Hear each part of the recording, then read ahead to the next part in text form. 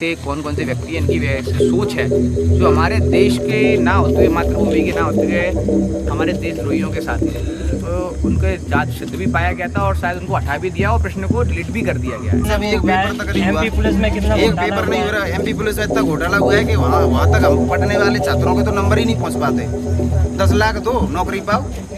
अब जी हमारे पास कहाँ रखे, हम तो गरीब आदमी है, किसान के इंटेंशंस तो सही थे, काम करने का जो मन था या जो करना चाहते थे वो तो उनके सही थे ना, बट वो नहीं हो पाए। ठीक है, कोई बात नहीं, आपके पैसे को तो पकड़ लिया, ट्रेड तो अच्छा हो गया। चाहे आप कहीं भी देखिए, आप ऑस्ट्रेलिया से ट्रेड देखिए इंडिया का, चाहे आप यूरोपियन यूनियन से ट्रेड देखिए, चाहे आप यूएस से देखिए, यूएस से भी देखिए। यूएस भले ही बयान कुछ भी जाहिर करे लेकिन ट्रेड तो बढ़ ही रहा है।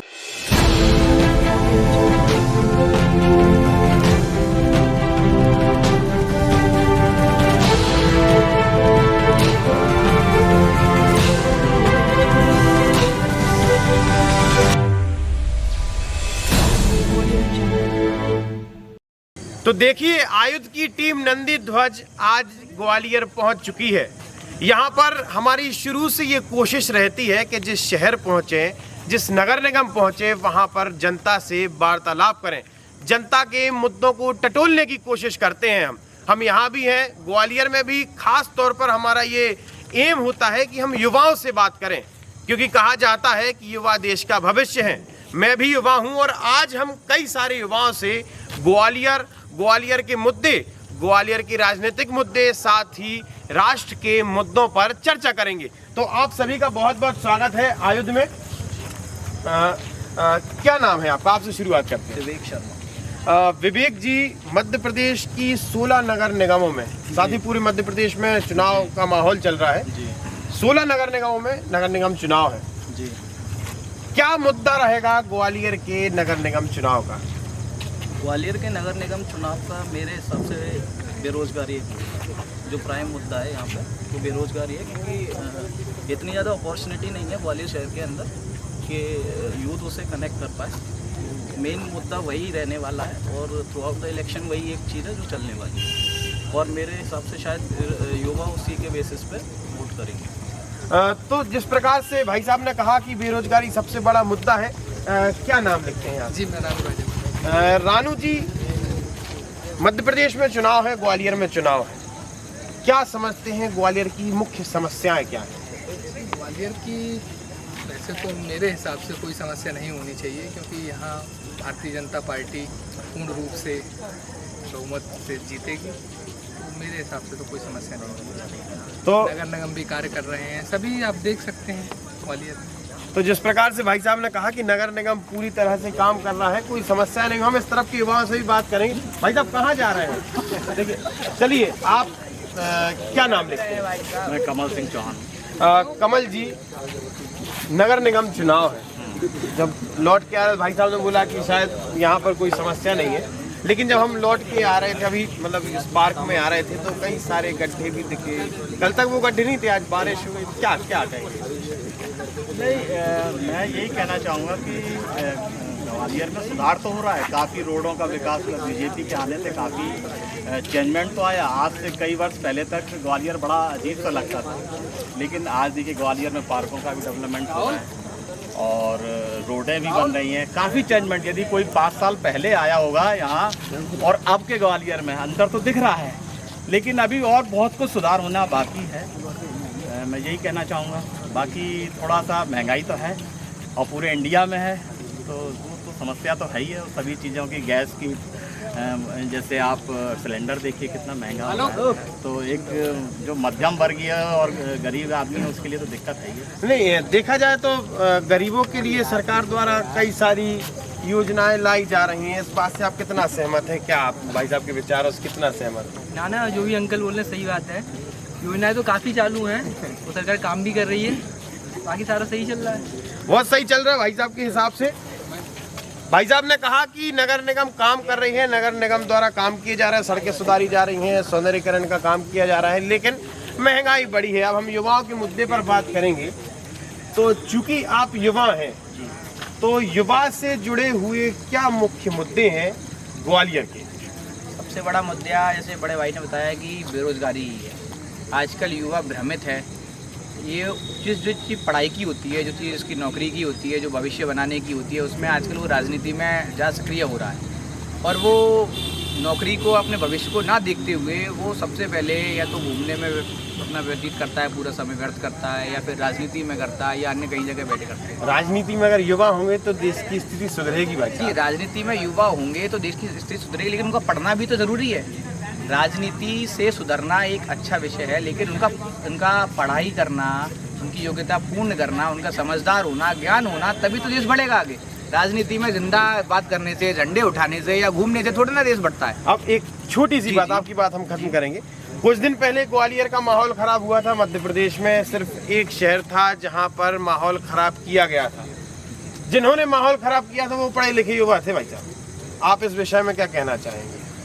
पढ़े लिखे युवा में तो रोड जाम कर लिए थे, गाड़ियां फोड़ दी थी, ट्रेनों में आग लगाने की कोशिश की थी, रेलवे स्टेशन की संपत्ति को नुकसान पहुंचाया था। वो सारे पढ़े लिखे थे, अपने आप को पढ़े लिखा बोल रहे थे। तो आपने कहा कि पढ़ाई लिखाई करें, उसके बाद निकले तो देश की संपत्ति को। आपने सही कहा, लेकिन मेरे विचार ये है कि अगर पढ़ा लिखा वाकई होता तो वो ऐसे कार्य करता ही नहीं ना। अगर उसको किसी भी चीज़ से अगर विरोध है, कुछ भी है, तो आप बोलिए, हक से आप बैठ सकते हैं, आंदोलन कर सकते हैं। अगर आप देश की संपत्ति को नष्ट करेंगे या हमारे जिस देश के लिए हम जी रहे हैं, जिस राष्ट्र के लिए हम कर रहे हैं, मर रहे हैं, उस चीज़ को आप नष्ट करेंगे तो ये पढ़ा लिखा तो मेरी नज़र में बिल्कुल भी नहीं है। उनसे बड़ा अनपढ़ तो कोई व्यक्ति है ही नहीं। इससे अच्छा तो देश का किसान होता है, जो मेहनत कर कर रोजी रोटी कमा कर खाता है। अगर आप देश को नष्ट कर रहे हैं, अगर आपको कुछ वाकई करना है तो आप उसका विरोध करिए, शांतिपूर्ण तरीके से करिए। मेरी नज़र में ये लोग पढ़े लिखे लोग बिल्कुल भी नहीं है, कतई नहीं है। अब तो भाई साहब क्या है, किसान भी बहुत पढ़े लिखे हो गए हैं, नई नई तकनीकों से जो है खेती कर रहे हैं। सिर्फ 1 एकड़ में 50 लाख रुपए महीने के कमा रहे हैं। भाई साहब आप बैग टांगे हैं, आप आगे आइए। अब आपसे जुड़ा मुद्दा हम उठाएंगे कि कुछ दिनों पहले, आया बुला रहे हैं, मुश्किल से 1 सप्ताह पहले ग्वालियर का माहौल खराब हुआ था। अग्निपथ योजना के बारे में आप क्या कहेंगे? वैसे ये योजना सही नहीं है एक तरीके से। जैसे लड़के क्या सोच रहे हैं इसमें कि 4 साल के लिए चले जाएंगे, पढ़ाई से कांटेक्ट खत्म हो जाएगा उनका, फिर वो कहाँ जाएंगे? हाँ, इस कांटेक्ट कहाँ खत्म होगा?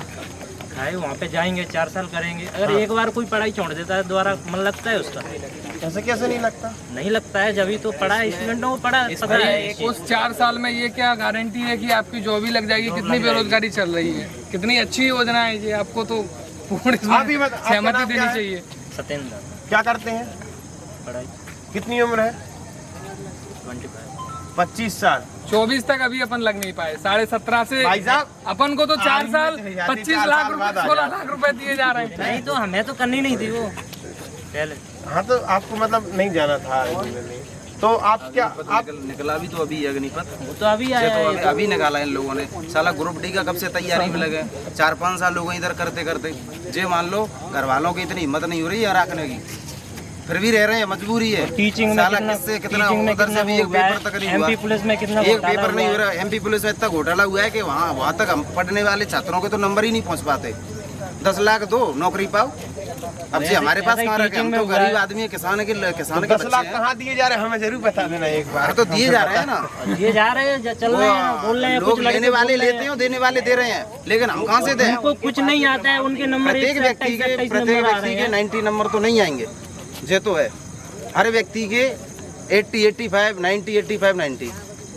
साला ग्रुप डी का कब से तैयारी करें, NTPC का कब से कर रहे हैं, अब पेपर हो रहा है, अभी तो कोई डेट ही नहीं है फाइनल। कब होगी कब नहीं होगी, ऐसे ही घूम रहे हैं। पढ़ते हैं, लाइब्रेरी आ जाते हैं, पार्क में घूमने, बस मजे।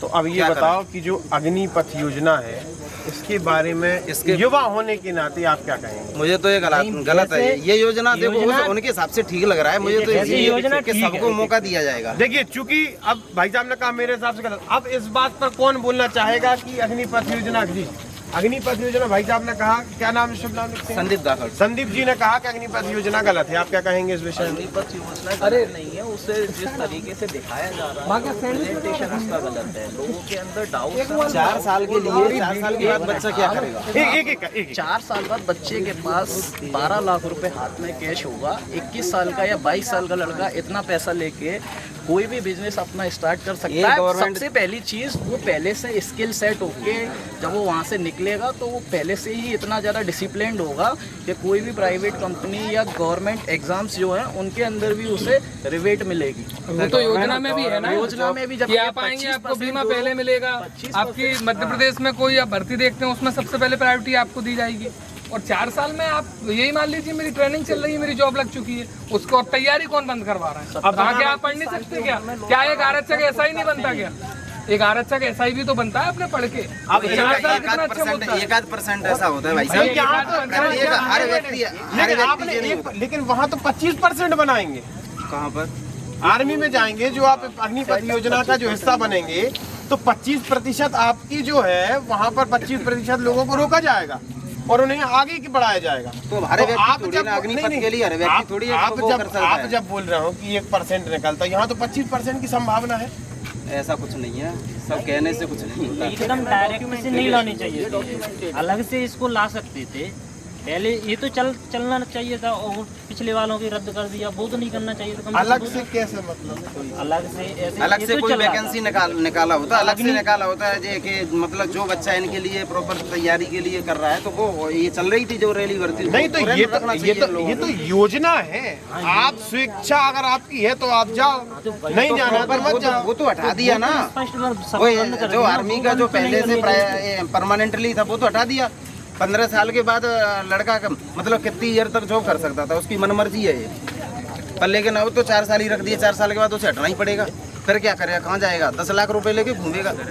तो भाई यहाँ पर लोग बोल रहे हैं कि एक तरफ अग्निपथ योजना में दिक्कत है, तो कुछ युवा यहाँ ऐसे भी हैं जो बोल रहे हैं अग्निपथ योजना सही है। एक लगभग 19 तारीख को यहाँ पर MPPSC का एग्जाम किन ने दिया था? कोई है यहाँ पे विद्यार्थी ने? नहीं। उस परीक्षा में एक प्रश्न पूछा गया था, उस परीक्षा में प्रश्न पूछा गया था कि क्या भारत को कश्मीर पाकिस्तान को दे देना चाहिए? इसके विषय में आप क्या कहेंगे भाई साहब, आप बताएं। भारत को सर पाकिस्तान को सर वैसे नहीं देना चाहिए। नहीं देना तो नहीं चाहिए, प्रश्न था। उसके तो ये जो प्रश्न पूछा गया है, ये कि आप नहीं ज़्यादा उदारवादी बनेंगे तो उसका वो लोग फायदा उठाएंगे। वो क्वेश्चन डिलीट कर दिया। क्या है भैया मैं बताता हूँ। देखिए, जब ये प्रश्न देखा गया तो उसके पीछे जांच हुई थी। जांच में सिद्ध पाया गया कि वो व्यक्ति विशेष समुदाय से था, इसीलिए उन्होंने वो प्रश्न रखा था। अगर ऐसे विशेष समुदाय ऐसे प्रकार के अगर इन लोगों को अभी भी आप लोग ज़्यादा बढ़ावा देंगे तो इसी प्रकार के प्रश्न और ऐसी बातें निरंतर हमेशा चलती रहेंगी।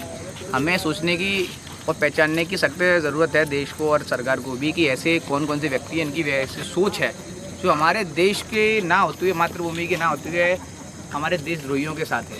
तो उनके जांच सिद्ध भी पाया गया था और शायद उनको हटा भी दिया और प्रश्न को डिलीट भी कर दिया गया है। अब भाई साहब ने बताया कि प्रश्न को डिलीट कर दिया है ये तो, लेकिन अगर ऐसी गतिविधियां होंगी, अगर इस प्रकार के प्रश्न देखने को मिलेंगे तो जाहिर सी बात है देश का माहौल खराब होगा, ये जाहिर सी बात है। अब चूंकि राजनीति की तरफ थोड़ी चर्चा करेंगे, युवाओं को राजनीतिक होना भी जरूरी है क्योंकि हमारा देश जो है वहाँ पर 65% युवा है। तो मध्य प्रदेश में चुनावी माहौल चल रहा है, शुरू हो चुका है। अभी नगर निगम चुनाव है, अगले साल विधानसभा चुनाव है, उसके बाद देश में लोकसभा चुनाव है। तो आप क्या मानते हैं कि आम आदमी पार्टी अब मध्य प्रदेश में आ चुकी है, अब साथ ही साथ AIMIM भी मध्य प्रदेश से चुनाव लड़ने की तैयारी कर रही है, तो क्या कहेंगे?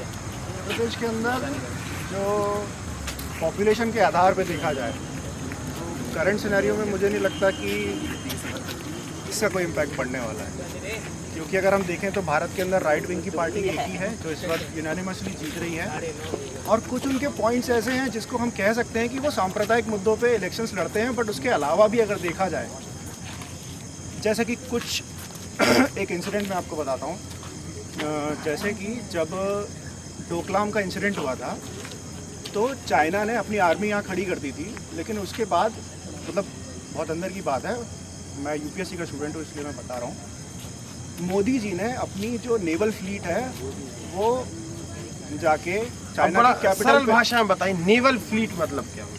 समुद्री बेड़ा जो भारत का जो नौसेना है उसका एक बेड़ा चाइना की राजधानी पे जो हांगकांग के साइड में वहाँ खड़ा कर दिया था और एक फ़ोन कॉल हुआ था।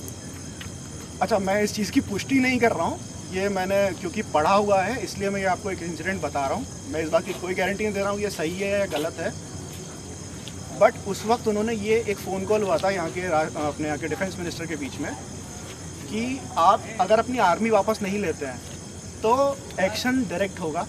और उसके अलावा भी काफ़ी इंसिडेंट हुए हैं, जैसे बालाकोट स्ट्राइक हो गया या फिर पुलवामा का आप देखें उसके जो हमने सर्जिकल स्ट्राइक करी थी। तो ऐसे बहुत सारे मुद्दे हैं। और इसके अलावा भी अगर हम इकोनॉमिकली भी जाते हैं तो पूरी दुनिया में इस वक्त इन्फ्लेशन बहुत हाई जा रहा है।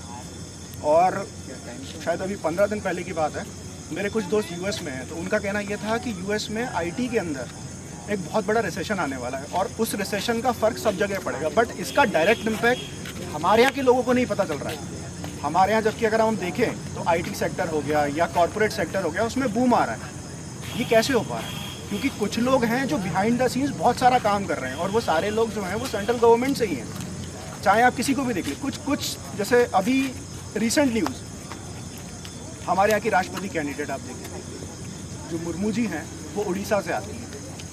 और आप इसके पहले जो हमारे राष्ट्रपति जी थे रामनाथ कोविंद, वो एक ऐसे जाति स्पेशल कह सकते हैं, स्पेशल कास्ट से आते थे जिससे इससे पहले कोई हमारा राष्ट्रपति नहीं रहा। तो ये कुछ चीज़ें हैं जो over the period of time होती हैं। जैसे आप डेमोक्रेसी का देखेंगे, डेमोक्रेसी में बहुत सारी चीज़ें हैं जो जिसमें टाइम लगता है बदलने में, और वो बदल रहा है। मतलब अगर हम देखें तो 89 के अंदर बीजेपी को सिर्फ 2 सीटें आई थी और उसके बाद आप 99 के आसपास देखें तो बीजेपी ने गवर्नमेंट चलाई। ठीक है, वो 33 दलों की सरकार थी, अलग अलग तरीके के पॉइंट ऑफ व्यूज़ थे, लोगों ने कुछ माने कुछ नहीं माने। और उसी बीच 2 बड़े इंसिडेंट हुए। 99 का जो कारगिल वॉर हुआ वो भी आपने देखा, उसको भी एक सक्सेसफुल तरीके से हैंडल किया गया बिना इस बात का, मतलब इस बात को ध्यान रखते हुए कि हमें बॉर्डर क्रॉस नहीं करनी है, वहाँ नहीं जाना है, उसके बाद भी हमें खुद को डिफेंड करना है। तो ये कुछ चीज़ें हैं जो मोरल्स को बताती हैं कि इंसान का इंटेंशन कैसा है, और वही इंटेंशन आज हमें दिख रहा है। अगर हम ये बोलेंगे कि मोदी जी बीजेपी 14 में आई फिर 19 में भी आ गई क्योंकि उन्होंने काम किया था, तो इस वक्त राइट विंग बहुत स्ट्रॉन्ग है। और उसी राइट विंग के तहत अगर हम मध्य प्रदेश की भी सरकार देखें तो हम काफ़ी समय से देख ही रहे हैं, बीच में कांग्रेस आई बट वो सरकार चल नहीं पाई उनकी। क्यों नहीं चल पाई? क्योंकि आपसी मतभेद इतना रहता है जहाँ पर वहाँ पर चीज़ें वर्कआउट नहीं होती, मतलब काम नहीं, रिजल्ट नहीं निकल पाता है। तो AIMIM का मध्य प्रदेश में तो अभी मुझे लगता नहीं है कोई रिप्रेजेंटेशन होने वाला है। होगा तो 1-2 सीटों पे हो सकता है, अगर हम आगे भी बढ़ते हैं विधानसभा के उसमें भी, तो ऐसा कोई खास फर्क पड़ने वाला है। लेकिन कांग्रेस पार्टी हमेशा बोलती है, चूंकि आपसे लंबी चर्चा करने में अच्छा लगा, जानकारी मुझे ही मिली। बिल्कुल। तो कांग्रेस पार्टी बोलती है कि AIMIM को भारतीय जनता पार्टी खड़ा करवाती है। सर ऐसा है कि वैसे तो मैं बहुत इस चीज़ में मैं बोलूँ तो मेरे को इतनी जानकारी नहीं है, बट फिर भी मेरा पर्सनल पॉइंट ऑफ व्यू ये कहता है कि जिस पार्टी के नाम में ही किसी एक रिलीजन स्पेसिफिक को आप मेंशन कर रहे हो तो फिर तो मुद्दा ही ख़त्म हो गया ना। आप डेमोक्रेसी कहाँ से लाए? पहली चीज़, कांग्रेस जब 76 में इमरजेंसी लगी, उसके पहले भारत के संविधान में जो प्रीएम्बल होता है उसमें तक आपने बदलाव कर दिया। भारत कभी भी सेक्युलर नहीं था, कभी भी नहीं था, उससे पहले कभी नहीं था, पंथ निरपेक्ष था, फिर वो धर्मनिरपेक्ष हो गया। तो ये तो आपके इंटेंशन को, अब देखो जो लोग पढ़ते हैं या जो इस डायरेक्शन में सोचते हैं उन्हें चीज़ों का पता होता है। हम बोले कि हर इंसान पढ़ेगा तो नहीं पढ़ सकता, क्योंकि उनको भी अपनी घर गृहस्थी देखनी है, सब कुछ देखना है। तो हमारे लीडर्स पे ये रिस्पॉन्सिबिलिटी होती है कि भैया सब चीज़ें मैनेज करो। फिर आपने देखा कि भैया इमरजेंसी हटी, फिर 3 साल के लिए रोलिंग गवर्नमेंट आई जिसमें मोरारजी देसाई प्रधानमंत्री बने। वो 3 साल ही चल पाई, वो चल नहीं पाई क्योंकि वो ऑब्वियस सी बात है क्यों नहीं चल पाई, क्योंकि अलग अलग पॉइंट ऑफ व्यू के लोग इकट्ठे हुए। उन्होंने वो भी मैं कहूँगा कि एक गलत डिसीजन था, क्योंकि बहुत सारे लोगों को आपने इकट्ठा किया। क्यों? क्योंकि मुझे एक व्यक्ति विशेष को हराना है, मुझे देश का भला करना है, ये इंटेंशन नहीं था। आपसी तशल्लुल न हाँ, वो ये वाली बात थी कि भैया मुझे कांग्रेस को हटाना है, बस इतना मुद्दा था, इसलिए हमने ये वाली काम करा। वो भी चल नहीं पाया और इवेंचुअली आपने देखा कि वो सरकार भी गिर गई। फिर PV नरसिम्हा राव ने बहुत अच्छी गवर्नमेंट चलाई 5 साल। मैं खुद भी मानता हूँ अगर कांग्रेस से कोई एक प्रधानमंत्री है तो वो PV नरसिम्हा राव जितना विजनरी आदमी कोई भी नहीं है। मतलब अगर हम इस बात का क्रेडिट बीजेपी को देते हैं कि भैया बीजेपी ने न्यूक्लियर टेस्ट करवाए, तो उस न्यूक्लियर टेस्ट की नींव रखी थी PV नरसिम्हा राव ने। तो आप उस इंसान का विजन देखिए कहाँ से है। PV नरसिम्हा राव ने कांग्रेस का होते हुए बीजेपी के अटल बिहारी वाजपेयी को विदेश नीति के लिए यूएन भेजा, जबकि वो कांग्रेस से नहीं थे। तो ये चीज़ें होनी चाहिए गवर्नमेंट के अंदर, बट वो कहीं ना कहीं ख़त्म होती जा रही हैं क्योंकि हम इतना सोचते नहीं है, या बेसिकली जनता में इतनी अवेयरनेस नहीं। अब आप देखेंगे ये भी अभी भी जो हो रहा है वो पूरी तरीके से तो सही नहीं हो रहा है, क्योंकि कहीं ना कहीं जो वोट मिल रहे हैं राइट विंग की पार्टी को वो काम के आधार पर नहीं मिल रहे हैं, जबकि उन्होंने काम बहुत किया है। आप कुछ बड़े बड़े मुद्दे भी उठाएंगे जैसे डिमोनेटाइजेशन हो गया, ठीक है वो 100% तरीके से फेलियर था, कोई दिक्कत नहीं। इंटेंशंस तो सही थे, काम करने का जो मन था या जो करना चाहते थे वो तो उनके सही थे ना, बट वो नहीं हो पाए। ठीक है कोई बात नहीं। आपके अनुसार ये कहा गया कि काम अच्छे किए, लेकिन लोग काम के आधार पर वोट नहीं देते, क्या ऐसा भी माना? नहीं, मैं ऐसा नहीं बोल रहा हूँ कि काम के आधार पर नहीं देते। कुछ एक विशेष वर्ग है जो काम को देख रहा है और जो काम को समझ रहा है। मतलब जैसे एक और मैं बड़ा एग्जांपल दूंगा, इंडिया के फॉरेन मिनिस्टर एस जयशंकर, जैसा कि आप जानते होंगे। एस जयशंकर पॉलिटिशियन नहीं है, वो एक IAS ऑफिसर थे। उसके बाद उन्होंने राज्यसभा से चुनाव लड़ा और वो फॉरेन मिनिस्टर बन गए। उसके बाद अब स्ट्रिंग ऑफ इवेंट्स देखिए, लगातार कितने किस्से हुए। अभी हमारे पास एक किस्सा हुआ था US के ऊपर, जिसमें US से एक बयान आया था कि भाई साहब भारत के अंदर ना माइनॉरिटीज़ को बहुत दबाया जा रहा है। बहुत सही तरीके से उन्होंने, वो हमेशा करते हैं US वाले। एस जयशंकर ने जवाब दिया कि भाई साहब ऐसा है कि तुम अपना घर देखो, तुम्हारे घर में भी ब्लैक और वाइट बहुत होता है, वहाँ पे भी बहुत दबाए जाते हैं, हम तो नहीं बोलते कुछ। उसके बाद US कुछ नहीं बोलता। उसका बहुत बड़ा कारण है कि इंडिया का इस वक्त ट्रेड बहुत ज़्यादा है। अगर आप कुछ बोलोगे तो हम ट्रेड रोक देंगे, जो कि हुआ। अभी आप देखिए जो एक कंट्रोवर्शियल स्टेटमेंट आया था नुपुर शर्मा की तरफ से, जिसके बाद जो हमारे मिडिल ईस्ट के कंट्रीज़ हैं, जो अरब कंट्रीज़ हैं, उन्होंने बहुत प्रेशर बनाने की कोशिश करी थी इंडिया के ऊपर। उसका एक एक्शन लिया गया, उनको सस्पेंड किया गया, 6 साल तक वो चुनाव नहीं लड़ सकती हैं। उनके साथ एक और कोई था, 2 लोगों को ऐसा किया गया। उसके बाद हमारे यहाँ के जो विदेश मंत्री हैं एस जयशंकर, उन्होंने साफ साफ बोला कि देखो ऐसा है कि आप ज़्यादा हमारे इंटरनल मैटर्स में मत पड़िए। जिसका रिएक्शन ये हुआ, मैं कंट्री का नाम भूल रहा हूँ, उस कंट्री में कुछ लोगों ने नुपुर शर्मा के खिलाफ कुछ नारे वारे लगाए थे, उन सबको डिपोर्ट कर दिया गया। सऊदी में, मैं कंट्री मेरे को याद नहीं है, हो सकता है कि सऊदी हो, वहाँ पर उनको नारे वारे लगाए और उनको वापस भेज दिया। तो ये तो पावर आपके ट्रेड की होती ना। कुल मिला के या तो डिवीजन 2 तरीके से होता है, पैसे पे आप डिवीजन कर लोगे या जोग्राफिकल आधार पे कर लोगे। पैसे को तो पकड़ लिया, ट्रेड तो अच्छा हो गया। चाहे आप कहीं भी देखिए, आप ऑस्ट्रेलिया से ट्रेड देखिए इंडिया का, चाहे आप यूरोपियन यूनियन से ट्रेड देखिए, चाहे आप US से देखिए, US से भी देखिए। US भले ही बयान कुछ भी जाहिर करे, लेकिन ट्रेड तो बढ़ ही रहा है। और इसके विपरीत सबसे ज़्यादा जो इस वक्त हो रहा है वो रशिया से हो रहा है। हम सब देख सकते हैं, रशिया हमारे को पेट्रोल देने में और जो डीजल देने में 2nd नंबर का सबसे बड़ा एक्सपोर्टर हो गया है। अभी अभी हुआ ये सब, और पूरी दुनिया को गेहूँ दे ही रहे हैं। अच्छा, गेहूं का बहुत कंट्रोवर्शियल मैटर है, क्योंकि गेहूं पे हमारे यहाँ का जो गेहूं एक्सपोर्ट करना है उसे रोक दिया गया है। मुझे नहीं पता आपको इस बात की जानकारी है कि नहीं, रोक दिया गया है। उसका एक बहुत ही छोटा सा रीज़न है, शायद नहीं पता होगा लोगों को, पर मैं बता देता हूँ। उन्होंने ये कहा है WHO ने कि भाई साहब अगर आप ज़्यादा गेहूँ एक्सपोर्ट करोगे तो जो छोटे छोटे कंट्रीज़ के एक्सपोर्टर्स हैं वो ख़त्म हो जाएंगे। जबकि इसके विपरीत हो ये रहा है कि गेहूँ ना होने की वजह से बहुत सारे लोग भुखमरी से मर रहे हैं। बट ये कुछ अजीब तरीके का माहौल है, या हम बोलें कि एक्सपोर्ट को रोकने का एक प्रोसेस चल रहा है। ये सब चीज़ें, मतलब मैं किसी भी चीज़ की गारंटी नहीं ले रहा हूँ, अभी भी बता रहा हूँ। मैं बस जो मैंने पढ़ा है मैं उसके आधार पे आपको चीज़ें बता रहा हूँ। अभी कुछ युवा पीछे उनसे चर्चा चल रही थी, तो उन्होंने कहा कि महंगाई भी बढ़ रही है। तो महंगाई दुनिया में बढ़ रही है, सिर्फ इंडिया में नहीं बढ़ रही सर, पूरी दुनिया में बढ़ रही है। अगर आप ग्लोबल परसेप्शन पे जाओगे तो पूरी दुनिया में बढ़ रही है। और जब भी किसी दुनिया में किसी भी हिस्से में लड़ाई होती है तो महंगाई बढ़ती है। अमेरिका ने जब वियतनाम के अंदर युद्ध किया था तो एक बहुत प्यारा सा शब्द आया था, वो अमेरिका ने टोकन किया था, मतलब दुनिया को अमेरिका नहीं बताया, उसे कहते हैं कोलेटरल डैमेज। कि भाई साहब 2 लोगों की लड़ाई थी, 4 आसपास वाले मर गए, तो वो जो आसपास वाले मरते हैं वो कोलेटरल डैमेज में जाते हैं। तो वैसा ही है कि अगर रशिया यूक्रेन लड़ाई करेंगे, या रशिया का किसी, अभी जैसे एस्टोनिया ने, if I am correct, Baltic countries में से कोई एक कंट्री है एस्टोनिया या लिथुएनिया है, उनके प्राइम मिनिस्टर या प्रेसिडेंट ने ये बोला था कि रशिया हमें ख़त्म कर देगा। इस पर नाटो ने कोई एक्शन नहीं किया, किसी को जानकारी भी नहीं है। बट अगर रशिया ऐसा कर देता है तो उसका डायरेक्ट इम्पैक्ट पूरी दुनिया में पड़ने वाला है, उसको आप रोक नहीं पाओगे। कैसे रोकोगे आप? फर्क तो सबको पड़ता है ना उस चीज़ से। तो ये जो बड़ी लंबी चर्चा चली, मैंने आपका समय ज़्यादा ले लिया, आप सभी लोग थे, ये बहुत सी कई भयंकर वाली जो जानकारी, भयंकर वाली जो ज्ञान जिसे कहते हैं, भाई साहब ने हमें दिया और शायद आप सभी को भी दिया है। भाई साहब आपका नाम एक बार फिर से बताएं। सिद्धार्थ वाजपेयी। सिद्धार्थ जी, तो अटल बिहारी वाजपेयी जी भी जो है सेम कुटुंब के। अच्छा सेम, भाई साहब उनकी परिवार के हैं, मिल लो। भाई साहब आपको नमस्कार है ना। तो हम खड़े भी हमारे यहाँ के, हमारे जो देश के पूर्व प्रधानमंत्री रहे हैं स्वर्गीय अटल बिहारी वाजपेयी जी की धरती है। यहाँ पर ग्वालियर में ही उन्होंने जन्म लिया और साथ में उन्हीं के कुटुंब के भाई साहब मिले। वाजपेयी जी आपका बहुत बहुत स्वागत है और धन्यवाद है आयोजन में। तो ये चर्चा युवाओं से जुड़ी हुई थी। कुछ युवाओं ने कहा कि जो अग्निपथ योजना है वो सही नहीं है, कुछ युवाओं ने कहा कि वो सही है क्योंकि आपका व्यक्ति निर्माण होता है, कुछ युवाओं ने कहा कि यहाँ पर बेरोजगारी है, तो कुछ युवाओं ने कहा कि हम खुद का काम भी शुरू करें, ऐसी ट्रेनिंग सरकार द्वारा हमें दी जा रही है। ये युवा थे, अच्छा संवाद हुआ ग्वालियर में। अब इसी प्रकार से आप जुड़े रहिए और देखते रहिए हमारे नंदी ध्वज की एक स्पेशल रिपोर्ट।